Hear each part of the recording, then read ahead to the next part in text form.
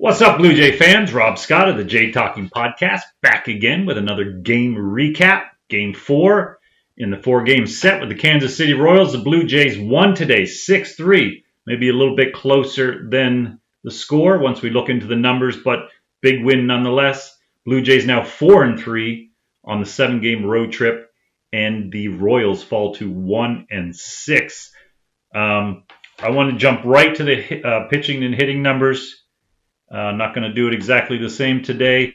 And then we're going to talk about some thoughts on the Blue Jays and how we feel after 7 games.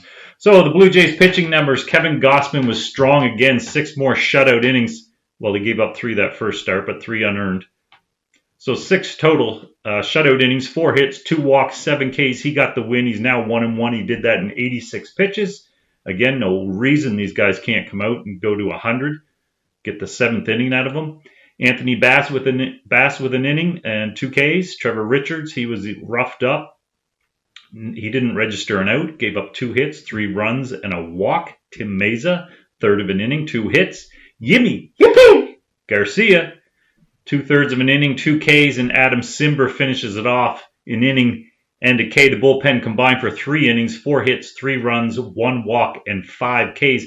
Kansas City pitchers Jordan Lyles fell to 0-2 on the season. 5 2/3, 8 hit, 5 runs, no walks, 9 Ks. Nice ratio there.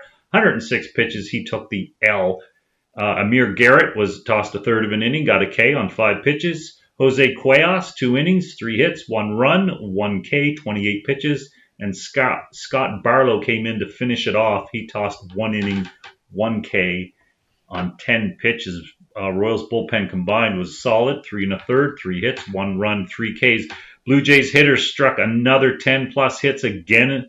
They just keep doing it. They came into this game batting second in batting average in MLB, 292, and fourth in OBP, 368. So they just need to bring up that slugging and that clutch hitting, which I keep talking about, and we're starting to see that now.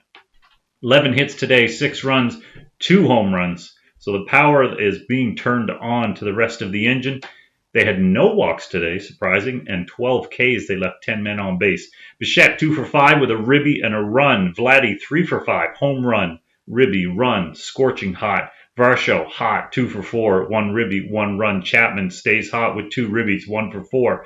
Kevin Biggio with a nice home run, finally hit a ball hard. He was 1 for 4 with that bomb. KC hitters came through with 8 hits, 3 runs, 1 home run, 3 walks, 12 Ks, and they left 19 on base. So that's where, a hit here, a bloop there, this game could be a whole different story than what we just saw.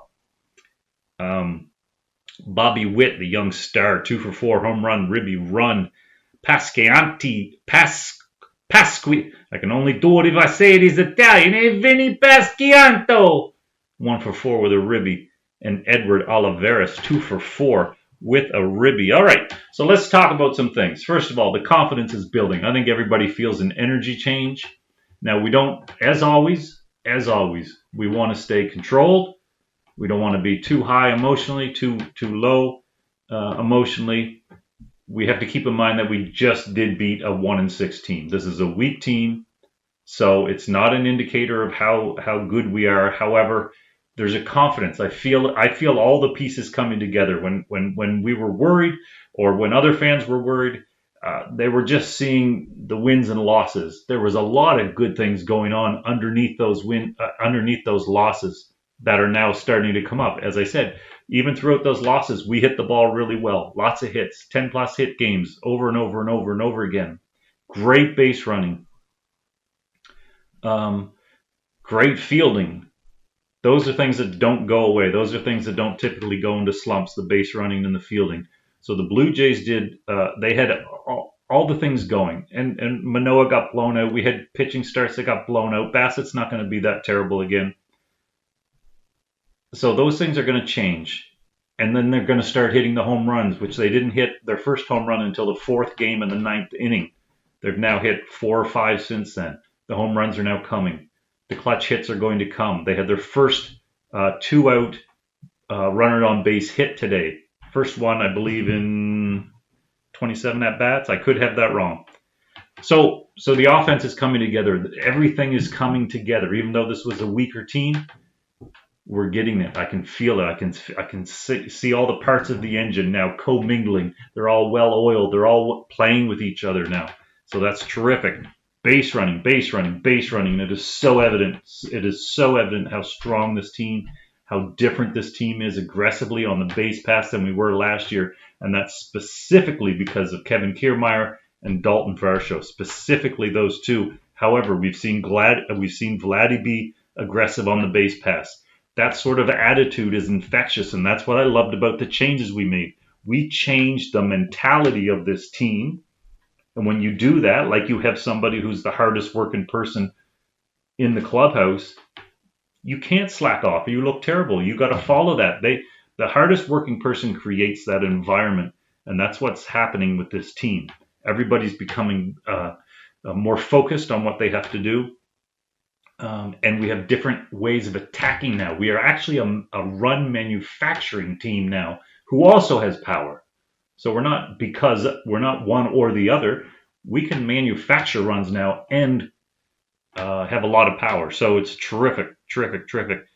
So the Kevin Kiermaier single should have been a single. He turned it into a double. That allowed Bo to come up with an RBI single. So that specifically, that run scored was because of base running.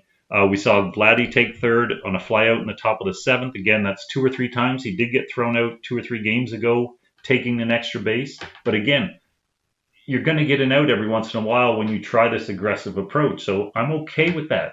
What I don't want to see is they become scared because they got thrown out and then they stop running. I don't think Kiermaier, I don't think Varsho are built like that to allow that to happen. But I'm okay with outs happening when you're trying to build toward that. So that's terrific. The base running, terrific, terrific.